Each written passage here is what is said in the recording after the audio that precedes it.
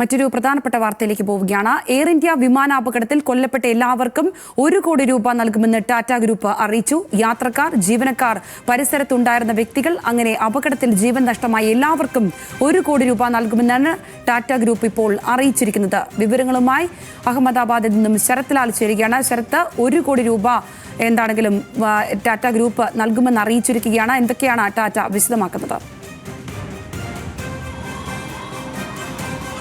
അഹമ്മദാബാദിലെ തങ്ങളുടെ നടന്ന വിമാനത്തിൽ തങ്ങളുടെ എയർ ഇന്ത്യ വിമാനത്തിന് മൂലം കൊല്ലപ്പെട്ട അല്ലെങ്കിൽ മരണപ്പെട്ട എല്ലാവർക്കും 1 കോടി രൂപ നൽകുമെന്നാണ് ടാറ്റ സൺസ് ഇന്ന് വ്യക്തമാക്കിയിരിക്കുന്നത്. അതിൽ വിമാനയാത്രക്കാർ മാത്രമല്ല, വിമാനം വീണ്ടും മരണമടഞ്ഞ ആശുപത്രിയിലെ ജീവനക്കാർ, അതേപോലെ മെഡിക്കൽ കോളേജിലെ സ്റ്റുഡൻസ്, അതേപോലെ സമീപവാസികൾ, ഇവർക്കെല്ലാം തന്നെ 1 കോടി രൂപ വെച്ച് നൽകുമെന്നാണ് ടാറ്റ സൺസ് ഇന്ന് പത്രക്കുറിപ്പിലൂടെ വ്യക്തമാക്കിയിരിക്കുന്നത്. ഇതുകൊണ്ട് തന്നെ ഒരു പ്രദേശവാസികൾക്ക് ഇത് വളരെ വലിയ ഒരു സഹായമാണ്.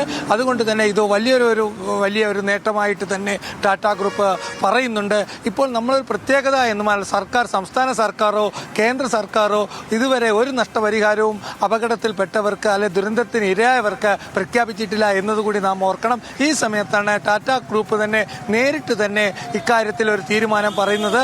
അത് യാത്രക്കാരായാലും ശരി, അല്ല പിന്നെ മെഡിക്കൽ കോളേജിലെ സ്റ്റുഡൻസ് ആയാലും ശരി, സാധാരണക്കാരായാലും ശരി, കൊല്ലപ്പെട്ട എല്ലാവർക്കും 1 കോടി രൂപ വെച്ച് നൽകുമെന്നാണ് ഇപ്പോൾ പ്രഖ്യാപിച്ചിരിക്കുന്നത്. ഇതിന്റെ ആദ്യ ഗഡു ഉടൻ തന്നെ നൽകുമെന്ന സൂചനയും അവർ നൽകുന്നുണ്ട്. പോലീസിന്റെ അതേ അന്വേഷണം പൂർത്തിയാകുകയും യഥാർത്ഥത്തിൽ